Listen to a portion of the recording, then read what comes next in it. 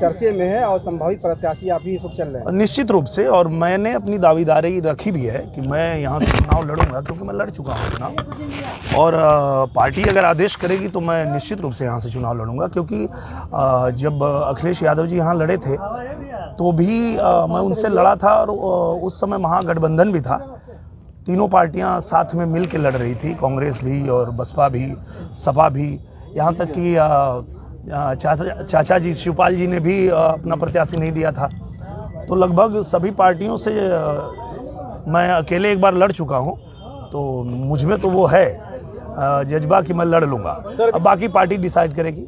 Sir, अभी ticket clear हुआ नहीं है, एक ट्वीट वायरल हो रहा है आपका, कोई कह रहा है सही है, कोई कह रहा है गलत, जिसमें आपके द्वारा वोट मांगा गया, कितनी सत्यता है? हाँ, देखिए, मैं आऊँ या कोई भी आए भारतीय जनता पार्टी का प्रत्याशी, तो मैंने लोगों से अपील किया है कि कमल का बटन ही दबाइएगा।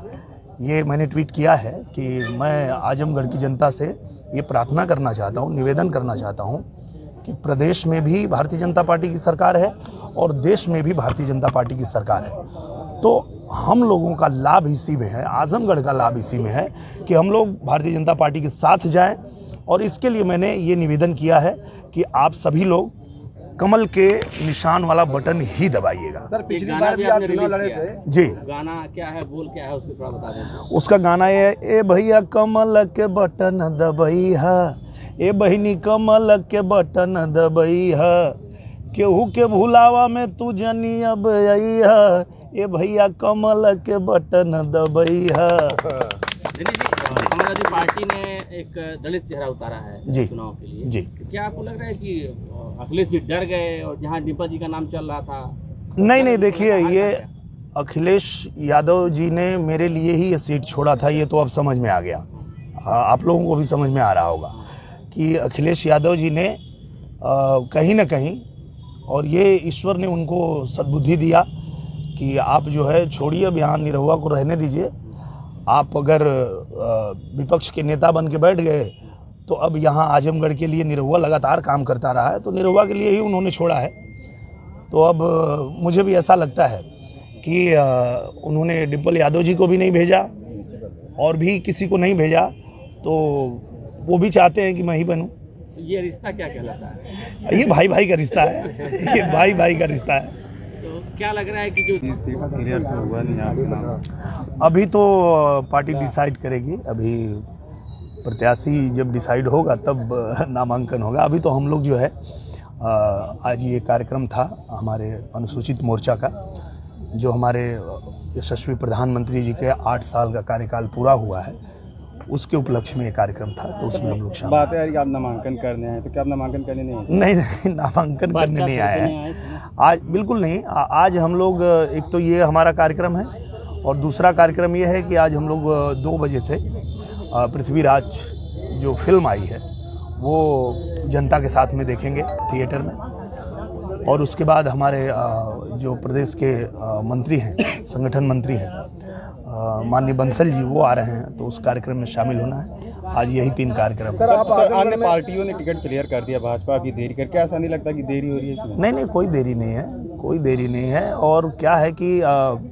मुझे लगता है कि आज कल में भारतीय जनता पार्टी भी अपना प्रत्याशी घोषित कर देगी। सर, आप बराबर आजमगढ़ में आ रहे हैं, संभावना ऐसी लगाई जा रही है टूटने को तैयार नहीं?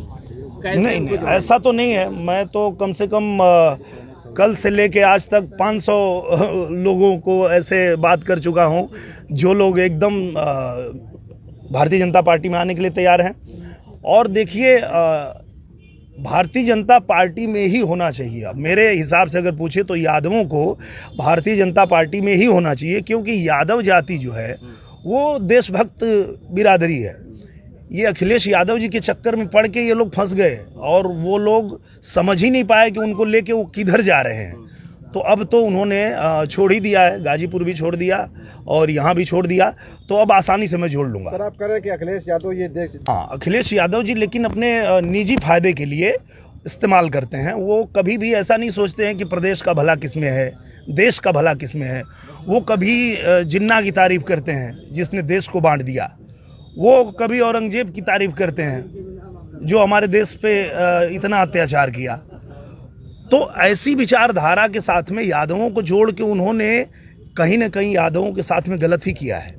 उनका निजी स्वार्थ हो सकता है कि वो चंद वोटों के लिए वो जो हमारे देश के दुश्मन हैं या हमारे देश के खिलाफ काम करने वाले लोग हैं उनकी तारीफ करते हैं। तो मुझे नहीं लगता है कि यादवों को उनके साथ कभी भी होना चाहिए था।